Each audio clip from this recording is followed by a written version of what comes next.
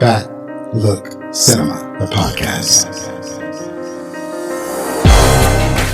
Wrong, sir. Wrong. Under Section 37B of the contract signed by him, it states quite clearly that all offers shall become null and void if, and you can read it for yourself in this photostatic copy, I, the undersigned, shall forfeit all rights, privileges, and licenses herein contained, etc., etc., facts, mentions, incendium, gloria cultum, etc., etc., memo bis punitor teccatum. It's all there, black and white, clear as crystal. You stole fizzy lifting drinks. You bumped into the ceiling, which now has to be washed and sterilized, so you get nothing. You lose. Good day, sir. Hello, friend. My name is Zoe. It's spelled Z-O or Z-O for those of you outside of the U.S. And welcome back. This is the 168th episode of Backlit Cinema, the podcast, where we take a look back at the movies of yesteryear, especially the movies of the latter half of the last millennium. If you like what you're about to hear, then tell your family, tell your friends, and tell that incredibly innovative chocolatier about Backlit Cinema. I know that they say he ironically doesn't like children, but we don't dwell on rumor or hearsay on this show. So I don't really have any announcements right now, so I just want to get right into the opening credits. But before I do, I just want to talk a little bit about how I discovered Willy Wonka and the Chocolate Factory, the movie that we're about to talk about. Because you see, it came out the year that I was born, 1971. So it's not like I could have seen it in the theaters. As a matter of fact, it came out probably almost exactly 29 days before I was born. So there's no way I could have seen it when it premiered in theaters. So I am familiar with this movie purely through reruns. It seemed like they would play this on network television almost every year. And pretty much every year I would catch it, or most years I would catch it. And I would not necessarily catch the entire movie. I would probably get bits and pieces. It's like, especially the parts when they're actually in the factory. And like when they're in the factory and it happens to be on TV, I'm probably going to sit there and watch it. So it was definitely a movie for children. And I was one of those children's. And I just remember like sitting down and watching it and enjoying it in the house, watching it on TV. And I don't think I really had a concept of like who Gene Wilder was, but he's an absolute genius in this movie. And he's the individual who makes this movie go, right? He's basically the most important figure in the movie. And the movie does not work without him, I don't think. I don't know, maybe somebody else could have did something creatively different, but he was purely magic on this movie. And because of his performance, it got people having conspiracy theories about him. And I think that all of that is just wonderful. Well, not about Gene Wilder. They don't have conspiracy theories about Gene Wilder. They have conspiracy theories about Willy Wonka's characters. Like there's one conspiracy theory I kind of glanced at that suggested that Willy Wonka is a serial killer. There's a bunch of different theories out there. So that's all fun. And it's all due to Gene Wilder's performance. And I think for me, that's probably one of his best ones. It's probably one of my favorite things that he's done in his entire filmography is play Willy Wonka. So let's get into the opening credits. Willy Wonka and the Chocolate Factory from 1971.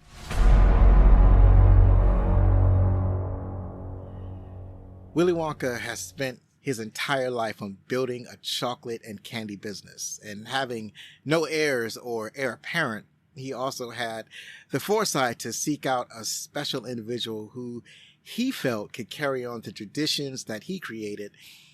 Willy wanted to find someone whom he could shape and mold to be a master chocolatier and beguiling business person.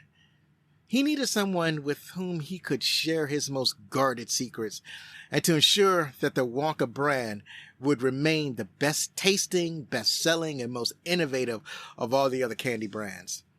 Willy Wonka would begin his search by offering a lottery.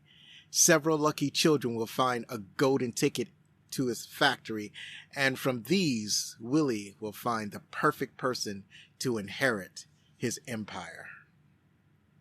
Released June 30th, 1971, produced by Walper Pictures. It grossed over $573,000. Oh my goodness, that's so different from what I'm used to reading. It grossed over $573,000 in the US and Canada, and the worldwide gross was $678,000. Oh my God. And the reported budget was $3 million. That's it. It wasn't even expensive. It's like one of the cheapest movies that you can make, and it still failed like miserably, at least at the box office. Oh my God, that's bad. And it's weird because it's such a popular movie nowadays. Like nowadays, people who grew up in that era have extremely fond memories of that movie, and it's referenced all the time. The memes of Willy Wonka are still on the internet today. This movie is over 50 years old and people still reference it. It has such an impact on popular culture, and yet it bombed hard at the box office. And to put it into perspective, let's just say that they released the movie today, and we talk about it in today's dollars. So in today's dollars, it would have grossed over $4 million in the US and Canada. In today's dollars, it would have grossed over $5 million worldwide. And the budget for this movie would have been $23 million. So even by today's standards, like $23 million is nothing. It's nothing. That's a pittance. They make TV episodes for $23 million. They make music videos for $23 million. And this was a feature-length movie. And they made it for a pittance, and it still didn't earn a profit. That's amazing. It's spectacular, especially considering the cultural impact that it has today. So let us not continue to dwell on it, because I will continue to dwell on it, but I shall move on. So Willy Wonka and the Chocolate Factory starred Gene Wilder as Willy Wonka. You may have also seen him in Young Frankenstein.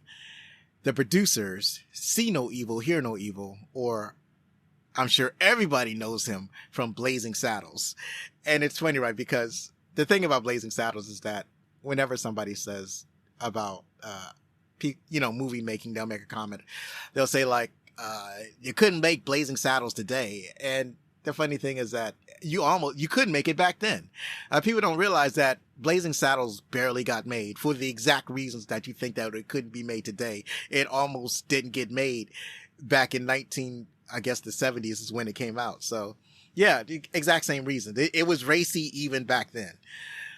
And this is the first time I'm covering a Gene Wilder movie, and I don't recall watching a whole bunch of Gene Wilder movies. Like, I watched Young Frankenstein, I watched Blazing Saddles, and I think I've seen bits and pieces of See No Evil, and I think he was in The Woman in Red, another movie that I've seen bits and pieces of, but not seen the entire movie end to end. So I have a giant hole in my filmography regarding Gene Wilder. But when I do see him, I am generally entertained. Like I did say that I think that Willy Wonka is his best work. And I think his second best work is Young Frankenstein. So moving along, up next is Jack Albertson. He plays Grandpa Joe. You may have also seen him in The Poseidon Adventure, or heard his voice in The Fox and the Hound. And he's also been in a movie called The Subject Was Roses. Up next is Peter Ostrom. He plays Charlie Bucket. Willy Wonka and the Chocolate Factory is his first and only movie. He has not acted since, and he's actually a pretty decent actor. Like, you have some child actors out there, and you can kind of just feel the inexperience in the actor, but he really carried himself very well for this to be his first movie. And it's a shame that he did not continue his career. Roy Kinnear plays Mr. Salt. You may have seen him in Scrooge, Watership Down, or Help, or you may not have, because the only movie I've heard about is Scrooge. Julie Dawn Cole plays Veruca Salt. You may have seen her in That Lucky Touch, Paganini Strikes Again, or Angels from television. And the reason I included this television credit is because she's mostly a television person. I think a lot of these actors are prominent on television. And especially and particularly Julie Dawn Cole is very much a presence on television. Leonard Stone plays Mr. Beauregard. You may have also seen him in Soylent Green, Getting Straight, or Mame. Denise Nickerson plays Violet Beauregard, and you may have seen her in The Koosbanian, or not, because it's kind of a confusing entry on IMDb. There's also a movie called Smile, not related to the horror movie that's recently released. She's very prominent on Dark Shadows, the TV show, and she's also very prominent on The Electric Company, upon which she appears on 130 episodes. And the reason I included The Electric Company, because I used to be a fan of The Electric Company. I used to love it. I used to consider it the grown-up version of Sesame Street. Like, I felt like as a toddler, I was too adult for Sesame Street, but The Electric Company was totally my jam. I'm exaggerating. I wasn't a toddler when The Electric Company came on, but I definitely wasn't in middle school.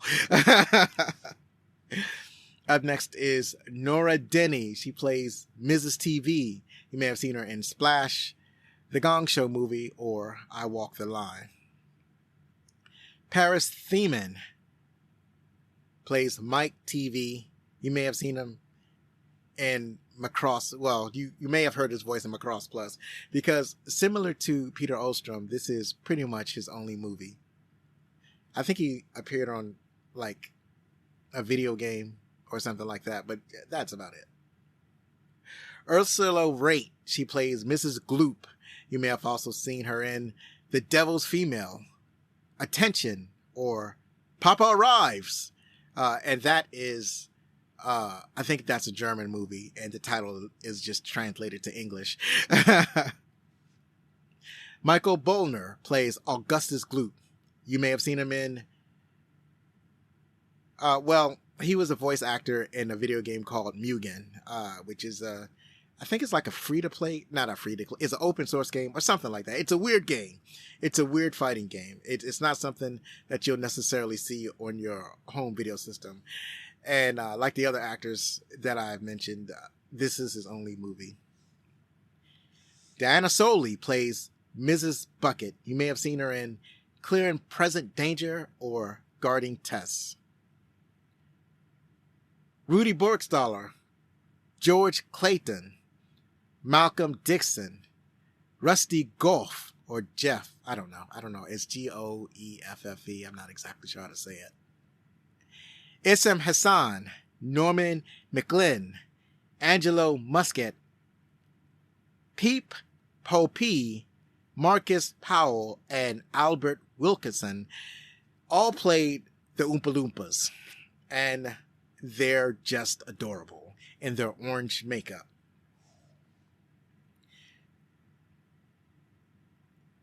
This movie was directed by Mel Stewart. You may have seen him in, or you may have seen other movies that he directed, like Up from the Ape, Watt Stacks, One is a Lonely Number, I Love My Wife, or The White Lions. And out of all these movies, the only movie that I heard of is called The White Lions. This movie was written by, or credited to, Roald Dahl, obviously, Robert Kaufman, and David Seltzer.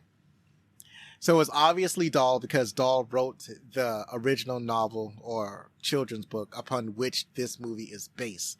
And he's also had a bunch of other novels that were made into movies, including Matilda, The BFG, James and the Giant Peach, or The Witches. You may have seen any of these movies.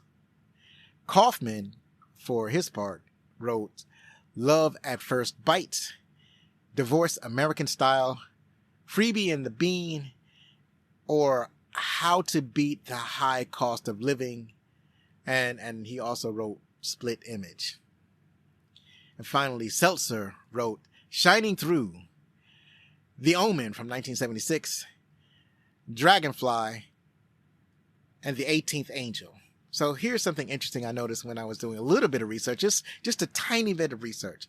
Kaufman, his movies, when you see something like Divorce American Style or Freebie and the Bean, these look like comedies, or light movies. His style kind of lends itself to Charlie and the Chocolate Factory. And then you have Seltzer, who wrote The Omen, or this other movie called The 18th Angel, which is about a person looking for the devil or something like that. The gist of this is that a lot of his stuff is a lot darker than what you would expect. But then there's also an underlying darkness in Charlie and the Chocolate Factory. So now you know where that underlying darkness comes from. It must come from Seltzer, because this fits his pattern and his style. The music was by Leslie Bricusse, Anthony Newley, and Walter Scharf. So Bricusse wrote the lyrics and music to this movie. You may have also heard his music in Dr. Dolittle from 1967, Scrooge from 1970, or Goodbye, Mr. Chips. And Newley is primarily an actor, and he doesn't write a lot of music for a lot of film, but he did write some music for Matthew and the Chocolate Factory, which was supposed to be a sequel to Charlie and the Chocolate Factory. Or Mr. Quip, he wrote music for that, and he also wrote the music for Peter Pan, the TV movie, in 1976. Like not a whole lot, because he's an actor. And then finally we have Scharf, and I think he was like the actual music director. He also he composed music for a movie called This Is Elvis, Twilight Time, and Walking Tall from 1973. And I'm sure you've heard of this movie before, Ben. The rat movie called Ben. So that's it for the opening credits.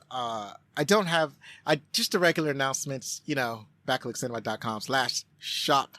I'm thinking about some new designs. I always say that, I know, but it's a really exciting design that I'm thinking about, and I just gotta get the time to work on it. And also, of course, Bazaar de Alonso. I hadn't forgotten about it. I just can't work on it right now, but it's a promise to myself. It's not even a promise. I'm not even talking to you right now. I'm talking to me. I'm making a promise to myself that I'm going to set up this eBay shop. I'm going to call it Bazaar de Alonso, and I'm going to sell excessive stuff that I have that's building up in my tiny apartment. So that's it. I know you're tired of hearing about the same two announcements, but I don't know what I got to put something in the segment, and that is what I choose to put. So up next are some of our favorite parts of Charlie and the Chocolate Factory.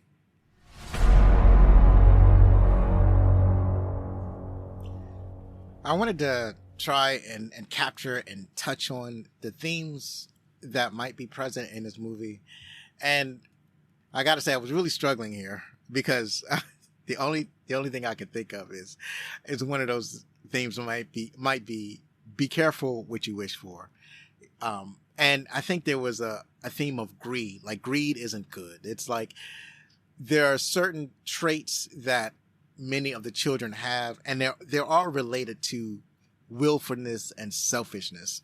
And I think this movie was kind of preaching against that in such a way as that when you behave badly, you get what you deserve. And I think the most pointed way that they had kind of focused on this, or they demonstrated this, was when you had one of the children. She was talking about how she wanted everything, and everything was supposed to be hers, and she wanted now.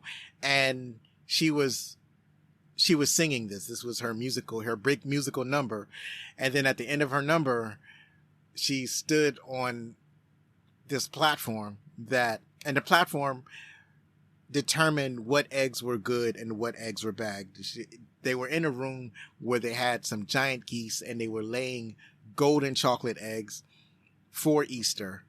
And what happens is that the geese would lay the egg, they would land on this platform. The platform would determine whether or not the egg was good or not. If the egg was good, then it would roll the egg to the appropriate basket. But if it was not good, the platform would open up and dump the egg down the chute. And so this little girl stood on a platform, and the platform promptly opened and dumped her down the chute. And there was a sign, a switch or something that kind of told you if the egg was a good egg or a bad egg. And the sign determined that she was a bad egg. And so was her father. So, so basically, it's about punishing bad behavior. And as I said, this behavior is greed, is selfishness, is willfulness, and those types of sort of undesirable traits in children, at least to a certain extent. And I guess the opposite of that is that kindness and graciousness and selflessness are traits that are to be rewarded. So that's what I'm thinking that the themes of this movie are supposed to be. I could be wrong. Why don't you weigh in? This, I think I need some help on. If you could just write at backlickcinema.com. No, not that one. I'm sorry. That's the wrong email address. Write to fanmail at backlickcinema.com and let me know what you think. What do you think the themes of Willy Wonka and the Chocolate Factory? What do you think the theme is supposed to be? So let's get into some of the things that what we all really liked about this movie. So at the very beginning of the movie, or near the beginning, when it's announced, people find out that Willy Wonka is opening the factory to visitors, and in order to, he's not letting like the general public into the factory. He's giving away golden tickets, and the people who find the ticket are allowed to come into the factory, apparently with their family or with a +1. So because it's candy, the tickets are presumably for children.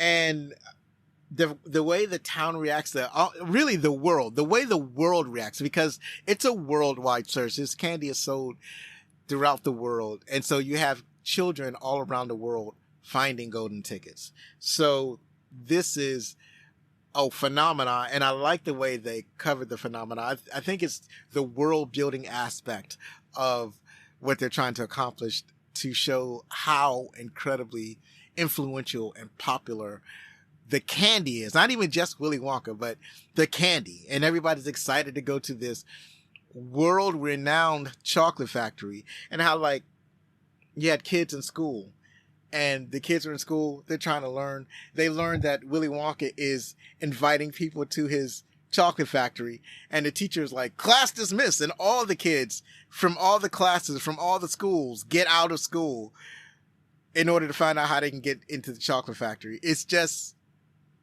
I don't know, there's an aspect of the world building in that I really enjoyed.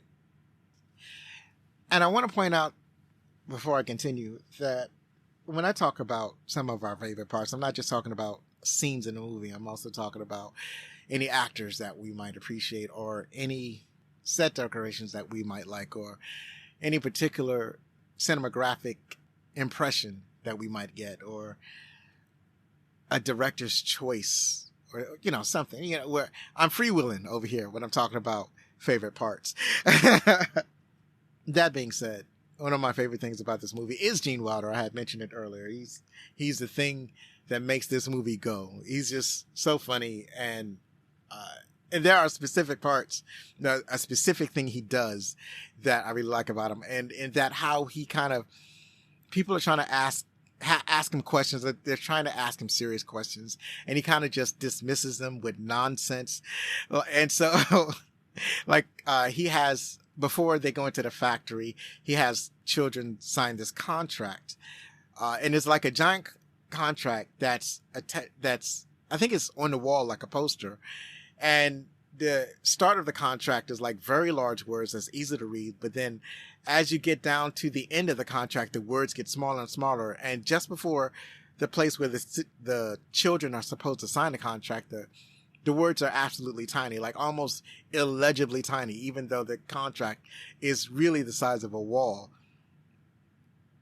So, like, there was a question that he was asked, like, something about, not indemnity, but like an accident clause, like, like insurance for if the kids get into accidents. And Wonka says something like, never between friends, like just a weird nonsense answer. It's just like, and he's totally serious about it. And it's like, he says it in such a way that there's no follow-up question. So it's like the stuff like that he does. He does that throughout the entire movie. And that's a miracle that I think that Gene Wilder does. One of my other favorite parts are the factory sets specifically. Like, outside in the real world, it's pretty mundane, and it's supposed to be. And that is to emphasize the wondrous factory. The factory sets are fantastic. They're colorful and imaginative. And that's the thing that kind of grabs your attention, especially when you're a child. And it's like what they're doing is they're translating the book into what certain things might look like on film. And they did a fantastic job of rendering these images in real life. It's almost like going to a superhero movie, like, and I'm partial to superhero movies, but it's like when you read comic books in your childhood, you always wonder what these things would look like in real life. So when you see it presented in real life and it's done well, it takes your breath away. And I think that's what's happening in all of these chocolate factory scenes. It's just a bunch of incredibly imaginative imagery that is presented to the viewer, and it's just excellently done. It's chef's kiss, and I want to shout that out as one of my favorite parts. And so also, I want to point out another favorite part of mine. It's specifically about Willy Wonka, and this aspect of his demeanor, and that he doesn't really care if the kids get hurt.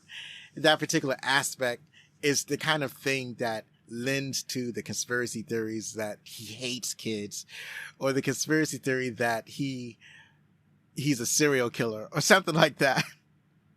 So one part in particular is when, well, actually he does this kind of a lot. When a kid will go off and do something like that's clearly inadvisable, with his machines, like he'll tell the kids not to do a certain thing, and the kids will do it anyway. And then his attitude is like, no, please stop. Or when a kid gets in trouble, the parent is like, because all the parents are there, so the parent is like, aren't you going to do anything? And he's like, stop, police, help, police, there's trouble. Is real softly calling out for help and not really caring. Like, his entire body language, his facial expression is detached from the danger that the kids are in, or as detached as possible. At one time, when the girl falls down the chute, the girl that I mentioned earlier, who was singing about being selfish, and she falls down the chute, and they're asking him, where's the girl ending up? And he's like, well, I think she's going into the furnace. And he's like, and the person who asked us, I think that was her father, was like, no, you can't. You're not really. Well, actually, he goes and chases after his daughter, and he goes down the chute. But I think it's either Grandpa or Charlie asks, she's not really going down into the furnace, is she? And then Charlie is like, and then Willie is like, well, the furnace might not be lit today. I think this is the furnace that's lit every other day. So maybe the furnace is not lit today. Like, so he's barely concerned about the safety of the people who end up in trouble in this factory. And I think that as far as he's concerned, these people deserved it. But the whole purpose is seemingly to eliminate the people who are not qualified to run his factory. He's looking for a very particular person. So there's a fan theory that goes that he had already chosen who he wanted to run the factory and that the contest was just a ruse. And one of the main factors of that, I think it was supposed to be written in there in the story, and then they decided not to put it in there. But there are clues to this because every time a kid wins a ticket, you'll have a guy shows up and he starts whispering in the kid's ear. And later on, you learn that this guy apparently runs or works for a rival chocolate factory, and he's trying to get the kids to give him secrets to Charlie's factory, like after they get out of the factory.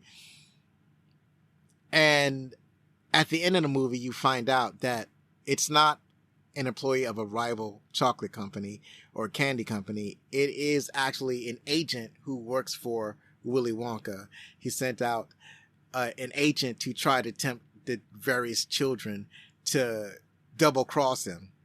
And that was like, how would he know where to send his agent? That's the clue that you get, that he knew exactly who he was sending these tickets to, because this agent always showed up at the right place at the right time, right when the child wins the ticket. He's always there.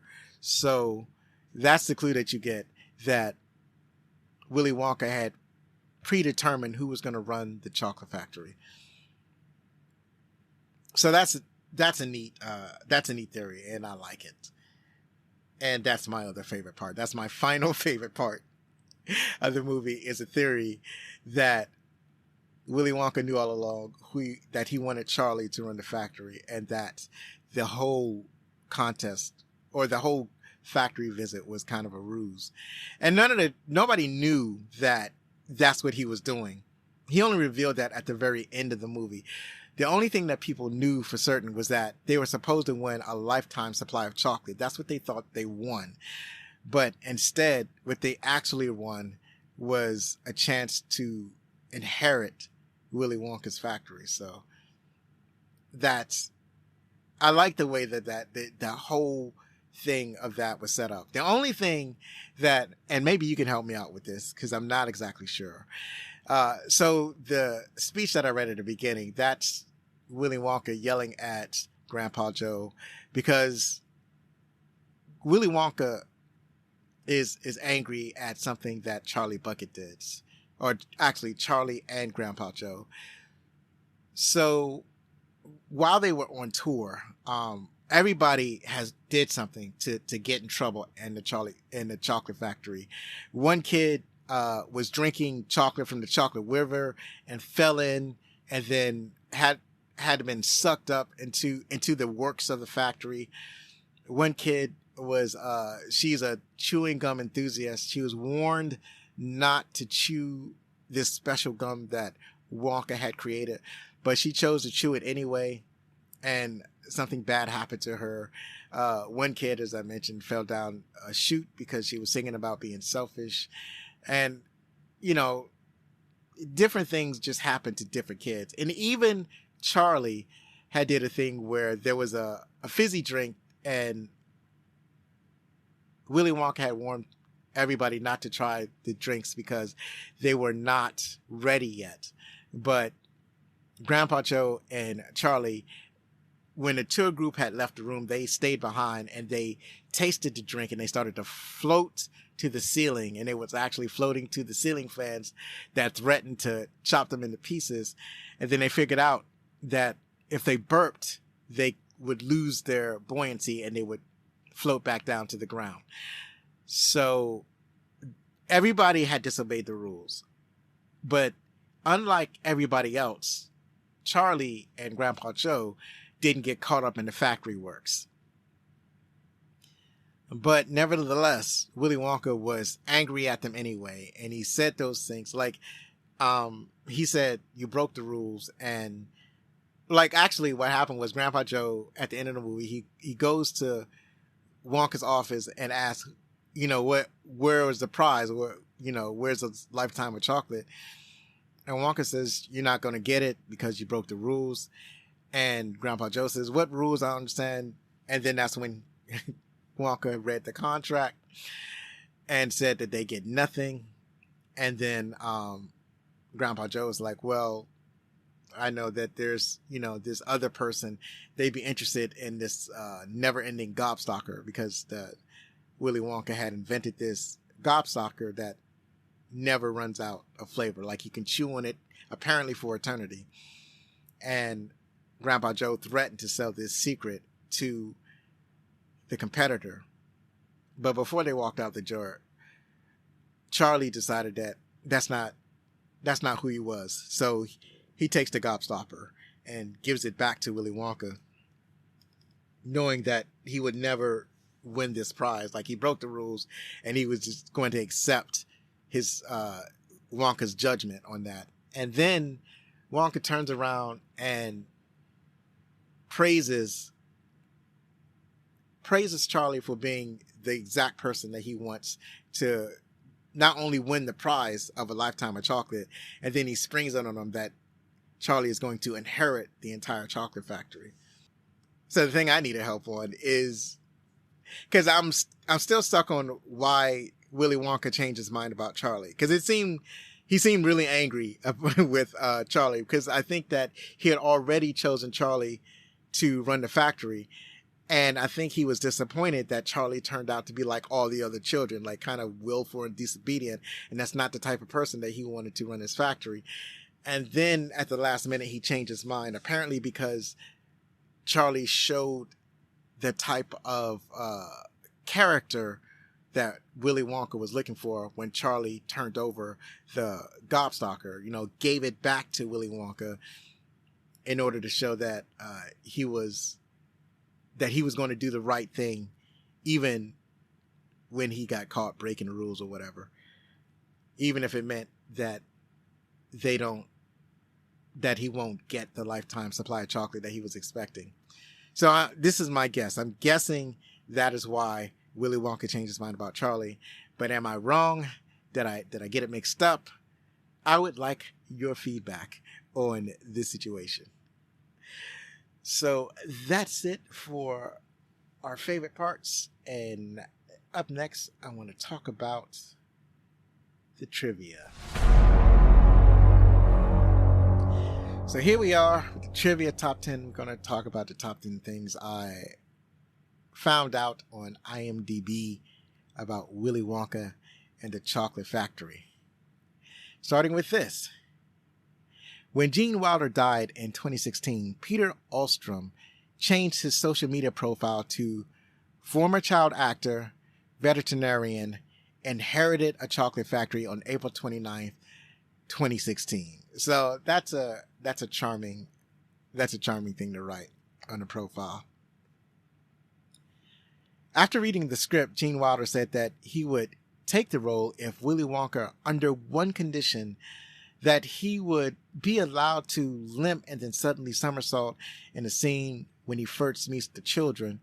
When director Mel Stewart asked why, Wilder replied that having Wonka do this meant that from that time on, no one would know if I'm lying or telling the truth. Stewart asked, if I say no, you won't do the picture? Wilder said, I'm afraid that's the truth. The reactions of the actors and actresses in some of the scenes are spontaneous. In the scene where Wonka limps out of his factory to greet the golden ticket winners, everyone's reaction is genuine. When the children first enter the chocolate room and see the candy gardens, their reactions are genuine. When filming the tunnel scene, the actors' reaction to Wonka's singing were genuine. Peter Ostrom, Jack Albertson, and Denise Nickerson were all terrified and thought Gene Wilder had gone into a psychotic meltdown. In a scene where Wonka is screaming at Charlie and Grandpa Joe, Ostrom's and Albertson's reactions were real. Wilder actually wanted to tell Ostrom beforehand, but director Mel Stewart advised strongly against it as to not ruin the illusion of surprise. So that also lends itself to what I read at the top of the show. The way he was screaming at the top of his lungs. I forgot that their reaction was real. And so now thinking back on it, and I watched this scene like a bunch of times because I wanted to get the inflection right when I read the speech. So yeah, it was like, yeah, there was a mild sense of shock on their faces.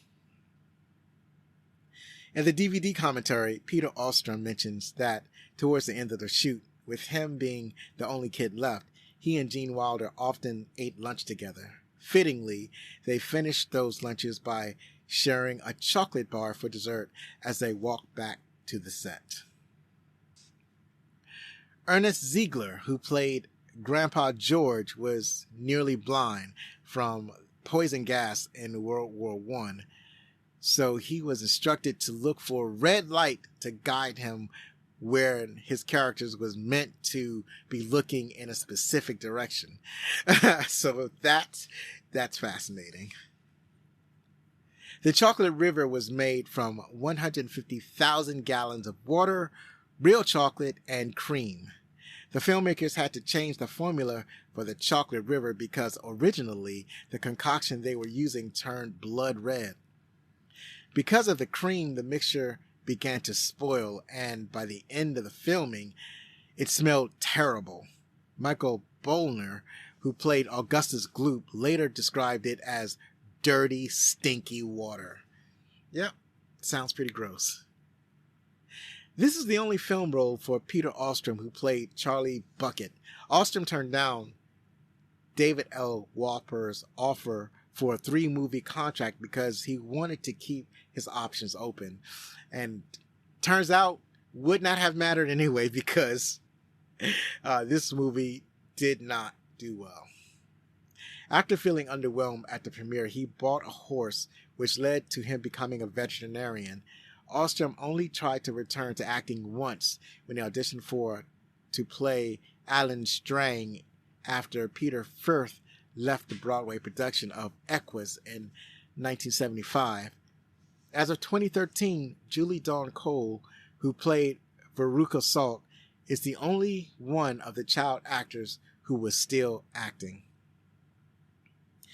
According to Mel Stewart's book, Pure Imagination, The Making of Willy Wonka and the Chocolate Factory, the reason everything in Willy's office was cut in half was that Stewart couldn't bear the thought of having gone through all of the whimsical and creative rooms in the factory and ending the movie in an ordinary office. Everything was cut in half to make the room look more Wonka-esque. The song Wonka sings on the boat, There's No Earthly Way of Knowing, are the only song lyrics taken directly from Roald Dahl's book. All of the songs were written specifically for the film. And finally, one of my favorite pieces of trivia, Roald Dahl was reportedly so angry with the treatment of his book, mainly stemming from the massive rewrites by David Seltzer, that he refused permission for the book's sequel, Charlie and the Great Glass Elevator, to be filmed. Seltzer had an idea for a new sequel, but legal issues meant it never got off the ground. Reportedly, Dahl was so unhappy that he refused ever to watch the completed film in its entirety. Once, while staying in a hotel, he accidentally turned into a television airing of the movie, but reportedly changed the channel immediately when he realized what he was watching. Funnily enough, behind-the-scenes footage on the DVD shows him looking happily while visiting the set, and he even attended the premiere. Julie Dawn Cole commented in 2011 on these events, remembering him as being a large and scary man. So that's it for the trivia. I hope you found that interesting. I hope you learned something. Or if there was something that I missed, why don't you drop me a line? And now we're going to see what the critics thought. Here we are at the critics' thoughts segment. The critics gave it a 92%. And the audience score was 87% on Rotten Tomatoes. Very high marks for a movie that bombed. Even on IMDb reviews, it has a very high score of 7.8 out of 10. KT Mahe from Your Reference podcast wrote, Willy Wonka and the Chocolate Factory is a classic delight for all the senses. Gene Wilder has the commendable ability to balance levity and no-nonsense charm to confectionery and commentary. Yep, I believe that is accurate. James Baraldinelli from Real Views wrote, Willy Wonka and the Chocolate Factory, like many childhood favorites, is better left in the past and allowed to reside in memories. As an adaptation of Dahl's story, it's inferior to Burton's remake. That is what we call a hot take. And I'm not sure you're going to find a lot of people that agrees with that. And I've never read the book, and I sort of enjoyed the Tim Burton version of Willy Wonka and his version of Charlie and his adaptation of Charlie and the Chocolate Factory. But I wouldn't say that I liked it better than Willy Wonka and the Chocolate Factory. And that's purely for nostalgia purposes. Nostalgia wins this game. And that's why I don't think a lot of people would agree with James over here. Up next, Roger Ebert from the Chicago Sun-Times. Probably the best film of its sort since The Wizard of Oz. It is everything that family movies usually claim to be but aren't. Delightful, funny, scary, exciting, and most of all, a genuine work of imagination. And at last we have Thomas DeLapa from Boulder Weekly. He wrote, a strange and semi-sweet kiddie fantasy. I mean, yeah, it is. What did you think was going to happen when you watched it?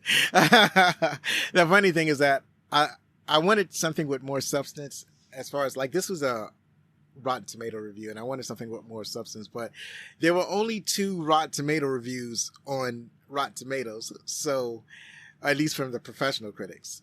So, beggars can't be choosers.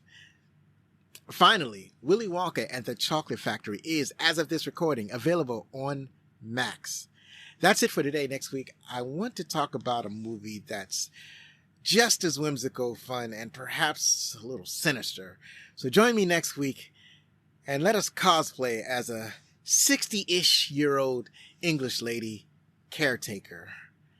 Sit in front of your TV and check out Robin Williams' masterpiece, Mrs. Doubtfire. You can follow us on Blue Sky, Threads, TikTok, while it's still there, Instagram, and sometimes Twitter. Please contact us with any questions, comments, or suggestions at fanmail@backlickcinema.com. Please rate and review us on your favorite podcast app. And if you're listening on YouTube, please like or subscribe or leave a comment below. I'd love to hear from you. One last time, if you like this show, please help us grow by spreading the word about Backlick Cinema, the podcast. Believe me, it matters. I've been Zoe Richardson. Be safe, share a movie from yesteryear with your family, hug your loved ones, and if you're gonna be anything, be outstanding.